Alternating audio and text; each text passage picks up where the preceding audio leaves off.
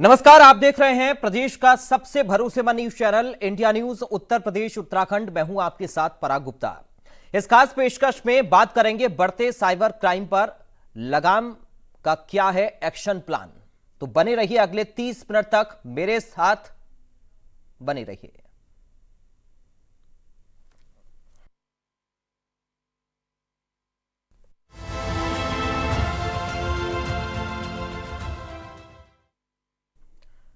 Delhi NCR ही नहीं, देश के हर हिस्से में इन दोनों लोगों के साथ अलग अलग तरीके से साइबर क्राइम हो रहा है। कभी ओटीपी के नाम पर धोखाधड़ी, इलेक्ट्रिसिटी बिल जमा करने के नाम पर, केवाईसी अपडेट करने के नाम पर, क्रेडिट कार्ड या बैंक खाते को अपडेट करने के नाम पर हर दिन सैकड़ों लोग शिकार हो रहे हैं। यार इस वक्त साइबर क्राइम का हब बन चुका है। घर बैठे बैठे पैसे कमाइए, इस तरह के आप पे कॉल मैसेज आएंगे, बिजली बिल आपका काट दिया जाएगा, इस तरह के आप पे मैसेज आएंगे। और कहीं ना कहीं इंसान हड़बड़ी में उसको बिजली बिल जमा करने के लिए उसके लिंक पे क्लिक करता है तो उसका अकाउंट खाली हो जाता है। घर में बैठे बैठे आप फिल्म रिव्यू दीजिए, हॉलीवुड की, बॉलीवुड की। आप यूट्यूब चैनल को लाइक कीजिए, इंस्टाग्राम पेज को लाइक कीजिए, आपको पर लाइक के 50 रुपये मिलेंगे। इस तरीके की बातें करके आपको अपनी बातों पे ले लिया जाता है। ऐसा ही मामला नोएडा के सेक्टर 75 क्षेत्र में है, जहां एक महिला को फेसबुक पे एक पेज आता है, उनसे बातचीत होती है। वो कहते हैं कि आप हमारा जो फेसबुक पेज है उसको लाइक कीजिए। उसके बाद वो जब महिला लाइक करती है फिर वो कहती है कि ये हॉलीवुड की फिल्म है, इसको आप लाइक कीजिए, पर लाइक के आपको 50 रुपये मिलेंगे। जिसके बाद महिला के अकाउंट में 250, 300, 500 जाते हैं, जिसके बाद महिला का इंटरेस्ट काफ़ी बढ़ जाता है। और जो साइबर अपराधी होते हैं कहीं ना कहीं इन महिलाओं का विश्वास जो है जीत लेते हैं। लगातार ऐसी चीज़ बढ़ती जाती है और जब अमाउंट बहुत बड़ा हो जाता है, यानी कि जब अमाउंट लाख, 2 लाख, 5 लाख हो जाता है, तब ये जो साइबर अपराधी हैं, जो साइबर क्राइम करने वाले लोग हैं, ये कहते हैं कि मैडम आपका जो अमाउंट है वो 5 लाख, 10 लाख हो चुका है, अब आप इसको विड्रॉल करने के लिए इतने लाख रुपए डालिए। जब आप अपने ये पैसे डाल देते हैं उसके बाद ये आपसे जीएसटी नंबर मांगते हैं, आरएन नंबर मांगते हैं, कई ऐसी तरह की चीज़ मांगते हैं। फिर लगता है कि नहीं, शायद हमारे साथ धोखाधड़ी हुआ है। जिसके बाद जो इंसान है उसको समझ आता है कि जो ऑनलाइन क्लिकिंग है और इंस्टाग्राम पे पेज लाइक करना, ये केवल एक फ्रॉड है। और लगातार नोएडा एनसीआर, खासकर अब नोएडा की बात करें तो ये हब बनता जा रहा है। कहीं ऑनलाइन ट्रेडिंग, आपका अकाउंट बंद हो गया, उसको चालू कराने के नाम पर, या बिजली बिल आपका जमा नहीं हुआ, आपकी बिजली काट दी जाएगी, इसको लेकर तकरीबन 10 से 12 लाख, यानी कि आप बात यकीन मानिए नोएडा में खासकर जो अमाउंट है 10 लाख रुपए से ऊपर के अधिक की अमाउंट है, जो हर महीने में 3-4 बार फ्रॉड ऐसे केसेस आ रहे हैं। खासकर अगर हम साइबर क्राइम की बात करें, और जैसे हमने रीता जो यादव एसएचओ क्राइम है, उन्होंने ये बताया कि ज़्यादातर जो मामले हैं ट्रेडिंग के आ रहे हैं, यानी कि इंस्टाग्राम, फेसबुक, यूट्यूब पे आप लाइक कीजिए, 50 रुपये, 100 रुपये कमाइए और वो आपका भरोसा जीतते हैं। भरोसा जीतने के बाद तमाम चीज़ों की फॉर्मेलिटी करते हैं जो आप पेश नहीं कर पाते। बाद में कहते हैं कि आपके पास जीएसटी नंबर ये नहीं है, ये नंबर नहीं है। बाद में आपको पता लगता है कि आपके साथ फ्रॉड हो चुका है, उसके बाद आप थाने जाते हैं। मगर देखिए, अगर आपको बचना है इन सब चीज़ों से तो थोड़ा आप सतर्क रहिए। अगर इस तरह के कोई मैसेज आते हैं, संदेश आते हैं, तो थोड़ा अवेयर रहिए। अपने आप को अवेयर कीजिए, आपके आसपास जो पड़ोसी उनको अवेयर कीजिए, क्योंकि आपका अकाउंट खाली हो सकता है। इंडिया न्यूज़ से महेंद्र माही, नोएडा। ट्रेंड चल रहा है, यानी कि आपके सोशल मीडिया पर आपको साइबर अपराधी अपना शिकार बना रहे हैं।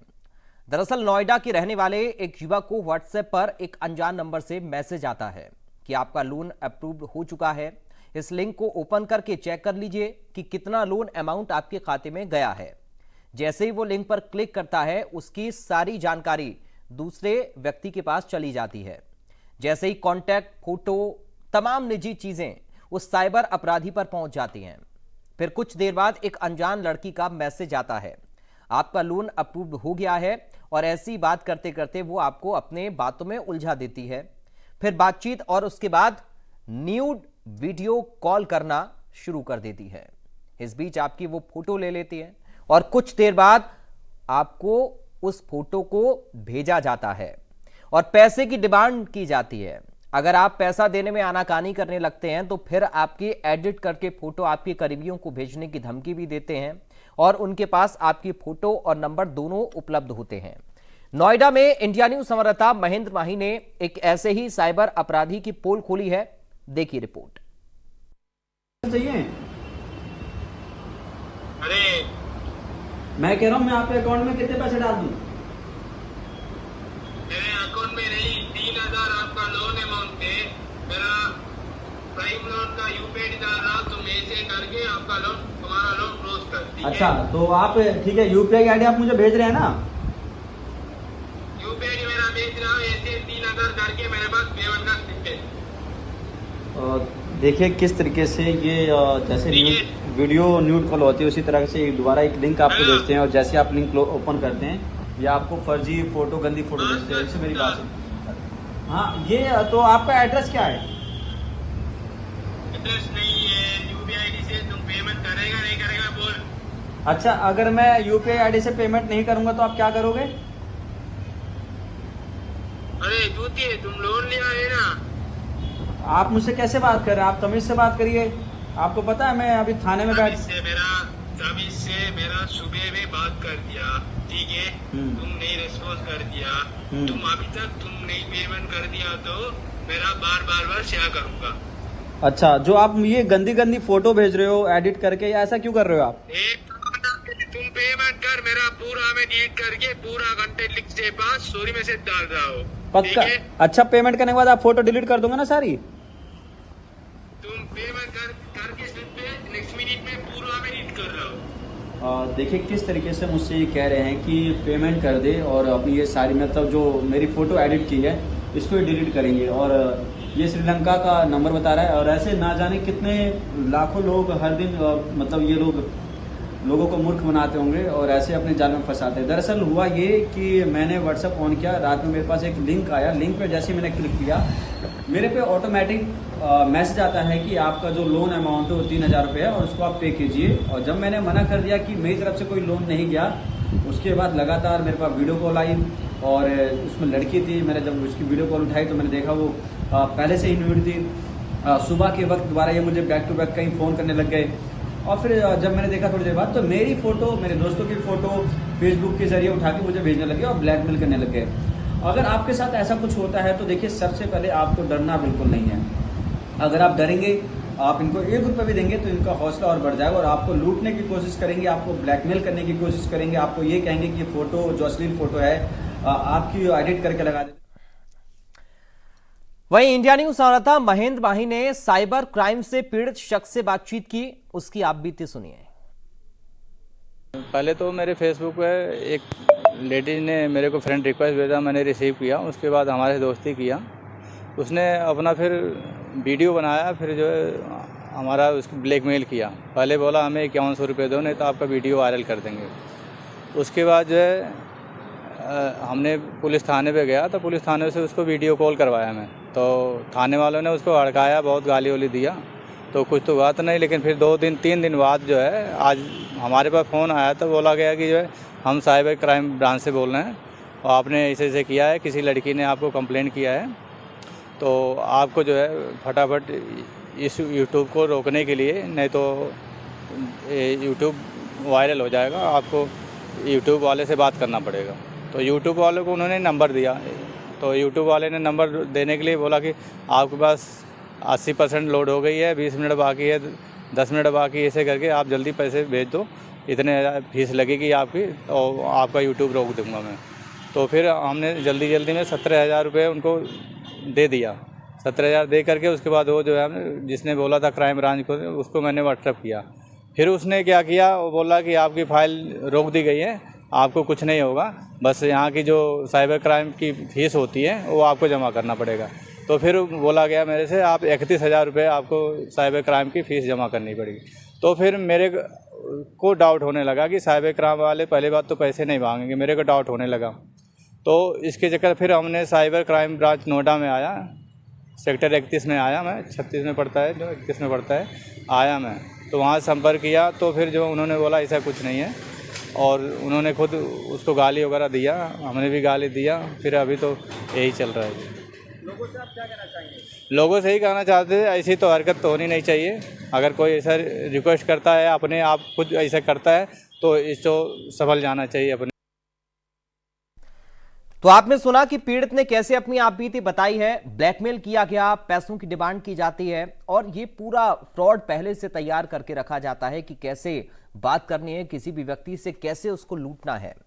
इस वक्त कुछ खास मेहमान हमारे साथ जुड़ गए हैं, सीधा आपका परिचय कराएं। साइबर एक्सपर्ट राहुल मिश्रा इस वक्त हमारे साथ हैं। राहुल जी, आपका बहुत स्वागत है। पूर्व आईपीएस लक्ष्मी नारायण जी हमारे साथ हैं। लक्ष्मी नारायण जी, आपका बहुत स्वागत है। हमारे संवाददाता नोएडा से महेंद्र माही हमारे साथ जुड़ गए हैं और साथ ही साइबर क्राइम से पीड़ित भी इस वक्त हमारे साथ मौजूद हैं, जिनका वर्जन हमने आपको सुनाया, जिनके साथ ये हुआ, उन्होंने अपनी आपबीती बताई थी। सबसे पहले महेंद्र, मैं आपके पास आ रहा हूं क्योंकि आपने भी कॉल पर बात की फ्रॉड करने वाले व्यक्ति से। क्या कुछ आपने देखा, क्या समझा, कौन है ये लोग और क्या चाहते हैं महेंद्र? बिल्कुल देखिए, मैं आपको बता दूं, हमें और आपको काफी सतर्क रहना पड़ेगा और इन चीजों पे आपको खुल के बात करना पड़ेगा, क्योंकि देखिए हमारे आपके किसी दोस्त के फैमिली मेंबर इस ट्रैप में फंस सकते हैं और कहीं ना कहीं वो गलत स्टेप ले लेते हैं। तो उनसे हमें खुल के बात करनी चाहिए, उनको ये सब चीजें बताना चाहिए कि अगर आप पे फेसबुक की रिक्वेस्ट आती है या इंस्टाग्राम पे आपको कोई मैसेज भेजता है, संदेश भेजता है, तो उसको एक्सेप्ट ना करें। क्योंकि अक्सर देखिए हम ज्यादातर अपना टाइम जो है सोशल मीडिया पे बिताते हैं, खासकर हम नौजवानों की बात करें या घर में जो महिलाएं रहती हैं उनकी बात करें, तमाम लोगों को हमेशा हम सोशल मीडिया पे अपना टाइम स्पेंड करते हैं। इसी के बीच कोई अनजान व्यक्ति आपके फेसबुक प्रोफाइल पे आता है, यानी कि फर्जी प्रोफाइल बनाता है, आपको रिक्वेस्ट भेजता है, आपसे मीठी मीठी बातें करता है। उसके बाद बातचीत का दौर शुरू होता है। फिर कुछ दिनों बाद ये बताता है कि मैं आपको वीडियो कॉल करती हूँ या करता हूँ। उसके बाद आपको पता भी नहीं चलता कि कब आप उसके ट्रैप में फंस गए। उसके बाद कुछ दिनों बाद आपको एक फोटो भेजा जाता है जिसमें ये कहा जाता है, देखिए अगर आपने मुझे इतना अमाउंट नहीं दिया तो ये तमाम जो फोटो है आपके रिश्तेदार हो, आपके ऑफिस में काम करने वाले लोग हो, तमाम जगह पे हम अपलोड कर देंगे, हमें इतना रुपया आप दे दीजिए। अब लोग क्या करते हैं, डर के मारे आसपास लोगों को नहीं बताते, इसलिए ताकि उनको शर्मिंदगी होती है, उनको लगता है कि सच में हमने कोई गुनाह कर दिया, हमने कोई पाप कर दिया है। अगर हम किसी को इस बात शेयर करेंगे, बताएंगे, तो हमारे बारे में उल्टा सीधा सोचेगा। तो सबसे पहले देखिए, अगर कोई भी ऐसा जो पीड़ित है या किसी ट्रैप में फंस रहा है, तो उसको सबसे पहले थाने जाना चाहिए। थाने में जाकर उसको अपनी शिकायत करनी चाहिए। जो साइबर थाना होता है वहां पूरी इनकी जांच होती है, पूरी सुनवाई होती है। अक्सर मामले गांव देहात में ये देखे जाते हैं कि लोग इस चीज को काफी छुपाते हैं। वो ये सोचते हैं कि अगर बात समाज में पता चलेगी तो हमारे बारे में क्या कहा जाएगा, हमारे बारे में उल्टा सीधा सोचा जाएगा। अक्सर केस ये होता है। मगर मैं ये कहना चाहूंगा, यानी कि इंडिया न्यूज की पूरी टीम ये कहना चाहेगी उन तमाम लोगों से, अगर आपके साथ ऐसा कोई धोखाधड़ी होता है या आपको कोई ऐसे ट्रैप में फंसाता है, तो सबसे पहले आप साइबर थाने जाइए। आपके जो मित्र है, जो आपके फैमिली है, उनसे बात कीजिए कि इस तरह की एक घटना मेरे साथ घटित हो गई है। मगर छुपाइए मत, क्योंकि आप जहां छुपाएंगे आप कमजोर पड़ेंगे। जो साइबर अपराधी है वो कहीं भी बैठा हो सकता है, चाहे वो बेंगलोर बैठा हो सकता है, चाहे वो दिल्ली बैठा हो सकता है, मगर वो बैठे बैठे आपका जो बैंक अकाउंट है वो खाली कर सकता है। हमने देखा किस तरीके से नोएडा एनसीआर में खासकर ये काफी एक्टिव है ये लोग। तमाम जो नोएडा में जो बच्चे रहते हैं, जो स्टूडेंट है, जो कामकाजी लोग हैं, उनपे ये फेसबुक पे रिक्वेस्ट भेजते हैं, बातचीत करते हैं, वीडियो कॉल करते हैं, फिर एडिट करके उनको फोटो भेजा जाता है, उनसे डिमांड, पैसों की डिमांड की जाती है। उसके बाद जब उससे बात नहीं बनती तो ये कहते हैं अब हम सीबीआई के इंस्पेक्टर बात कर रहे हैं और अब आपके खिलाफ केस दर्ज होगा। तो देखिए, जितने भी लोग इंडिया न्यूज को आज ये देख रहे हैं, ये प्रोग्राम सुन रहे हैं, उनके लिए विशेष है। अगर इस तरह की कोई भी घटना आपके साथ होती है तो बिल्कुल आपको डरना नहीं है। आपको सबसे पहले पुलिस को इसकी सूचना देनी है। साथ में जो आपके चाहे मित्र हो, आपके परिवार के कुछ सदस्य हो या कुछ भी हो, उनसे आपको ये बात शेयर करनी है। क्योंकि देखिए, अगर आप ये बात अपने तक सीमित रखेंगे या आपको लगेगा नहीं सच में मैंने बहुत बड़ा अपराध कर दिया और इसको लेकर मुझे काफी शर्मिंदगी है, तो ये आपके लिए घातक हो सकता है। क्योंकि हमने ऐसे एक केस देखा था मध्य प्रदेश में, जहां ऐसा ही एक मामला आया था कि उन्होंने लोन लिया था, मगर जब वो लोन नहीं चुका पाए तो फर्जी आईडी प्रोफाइल बनाकर उनकी फोटो के साथ खिलवाड़ किया गया, यानी कि फोटो एडिट की गई, उनके साथ अश्लील तस्वीर अटैच की गई और वो पूरे परिवार ने जहर खाकर सुसाइड कर लिया था। जी महेंद्र, आप बने रहिए हमारे साथ। इस वक्त हमारे साथ पीड़ित भी जुड़ गए हैं, जिनके साथ ये पूरी घटना हुई है, जिनसे आपने बातचीत भी की थी। क्या हुआ आपके साथ, मैं चाहूंगा आप बताएं इंडिया न्यूज पर। जी, अभी मैं 3-4 दिन पहले मुझे पैसों की सख्त जरूरत थी। मैं घर में आर्थिक तंगी थोड़ी चले तो मैं फोन में प्री अप्रूव लोन का एक मैसेज आया मेरे पास, उसका लिंक आया जी। उस लिंक को मैंने क्लिक किया तो उसमें कुछ डिटेल का फिलअप नहीं तो फिलअप कर दी। फिर अचानक से मेरे पास नेक्स्ट डे पूरा उनका एक मैसेज आया, डिटेल वगैरह जो मेरी पर्सनल इंफॉर्मेशन थी वो सारी भेजने लगे मेरे को। मेरे जितने कॉन्टेक्ट नंबर थे मेरे दोस्तों के, फैमिली के, सबको, मतलब सब सारे नंबर उन्होंने मेरे को भेज दिए। फिर फोटो एडिट करके भेज दी एक लड़की के साथ मेरी वीडियो कॉल करते हुए, उसके साथ न्यूड फोटो के साथ। और मुझे ब्लैकमेल करने लगे कि लोन लिया है, लोन के नाम पे आप इसको पैसे दो, ट्रांसफर करो। मैं डर गया, बहुत परेशान चल रहा था 3-4 दिनों से। फिर मैं थाने गया, साइबर पुलिस के पास गया, उन्हें सारी चीजें बताई। उन्होंने हालांकि कुछ आश्वासन दिया, लेकिन वो पूरी तरीके से संतुष्ट नहीं हो पाया। मैं डर हुआ था, अभी भी डर महसूस हो रहा है कि ये कुछ हो ना जाए। तो अभी भी 3-4 दिन के, अभी परसों की बात है, परसों मेरे पास रेगुलर अलग अलग नंबर से कॉल आ रहे थे। मेरे को धमकी दी जा रही थी, अलग अलग तरीके से फोटो, हर वक्त न्यूड फोटो भेज रहे थे मेरे पास, है ना। यूट्यूब पे अपलोड करने की धमकी दे रहे थे, बोले थे इतने पैसे ट्रांसफर करो, नहीं तो ये हो जाएगा, वो हो जाएगा। मैं डर गया था, मुझे कुछ समझ नहीं आ रहा था। फिर मैं थाने में था, थाने गया था। फिर महेंद्र भैया मुझे वहां पर मिले, उन्होंने मुझे सारी चीजें बताई। उसके बाद से भी थोड़ा ठीक लग रहा है, नहीं तो पता नहीं, कंडीशन बहुत ज्यादा खराब थी। आपने कितने पैसे दिए अभी तक? अभी तो मैंने उसे 17,000 दिए हुए हैं। चलिए ठीक है, मैं आपके पास लौटूंगा, आप हमारे साथ बने रहिए और बिल्कुल भी आपको घबराने की जरूरत नहीं है। जो कि आपने शिकायत तो की है और हम उम्मीद भी कर रहे हैं कि आपकी शिकायत का समाधान हो और आगे किसी के साथ ऐसा ना हो, इसको लेकर भी कड़े कदम उठाए जाएं। इस वक्त हमारे साथ राहुल मिश्रा जी जुड़ गए हैं। राहुल मिश्रा जी, मैं आपके पास आऊँ, उसके बाद लक्ष्मी सर मैं आपके पास आऊँगा। राहुल जी, ये लोग वीडियो कॉल करते हैं, उसके बाद एडिट करते हैं, किसी और तस्वीर पे किसी की भी फोटो लगा देते हैं, उसके बाद पैसों की डिमांड करते हैं। ये पूरा साइबर जो फ्रॉड है, ये हम कई सालों से देख रहे हैं। इस पर अंकुश क्यों नहीं लग पा रहा है राहुल जी?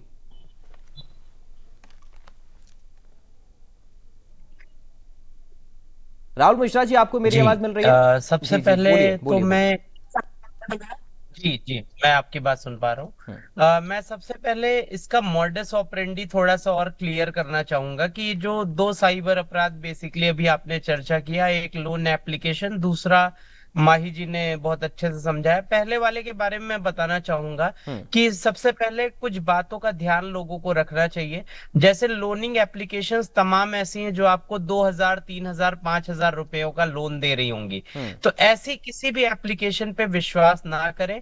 और एक बात का जरूर ध्यान रखें कि जब आप किसी भी ऐप को इंस्टॉल करने जा रहे हैं तो वो ऐप आपसे कुछ परमिशंस मांगती है। जैसे हम आपके कॉन्टैक्ट्स को एक्सेस करेंगे, गैलरी एक्सेस करेंगे, कैमरा एक्सेस करेंगे, तो आपको दिमाग लगाना चाहिए कि अगर आप अलाउ अलाउ करते जा रहे हो तो इसका मतलब उस एप्लीकेशन के पास बैकएंड में आपका सारा डेटा जा रहा है। अगर आपने मान लीजिए लोनिंग एप्लीकेशन है तो आपको खुद दिमाग लगाना चाहिए किसी लोन देने वाली एप्लीकेशन को आपकी गैलरी को एक्सेस करने की क्या आवश्यकता है या उसको आपके कॉन्टैक्ट्स को एक्सेस करने की क्या आवश्यकता है। बट जब हमें पैसे की आवश्यकता होती है, लोग क्या करते हैं, कोई भी ऐप जो उनको दिखती है उस ऐप को तुरंत इंस्टॉल करने में लग जाते हैं। तो पहली बात लोगों को ध्यान में रखनी चाहिए कि किसी भी ऐप को अगर आप इंस्टॉल कर रहे हैं तो उसकी परमिशंस को देखें।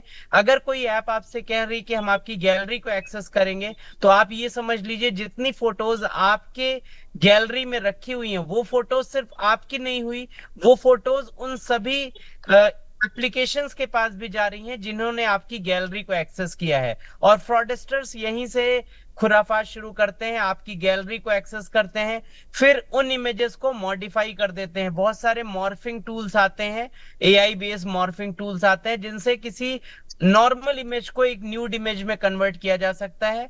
ये काम कर लिया जाता है। इसके बाद आपके सारे कॉन्टैक्ट्स अगले व्यक्ति के पास रहते हैं और अगला व्यक्ति उन सभी फोटोज को भेज करके आपके कॉन्टैक्ट्स को ब्लैकमेल करता है। और एमपी वाली घटना में सेम यही चीज हुई थी।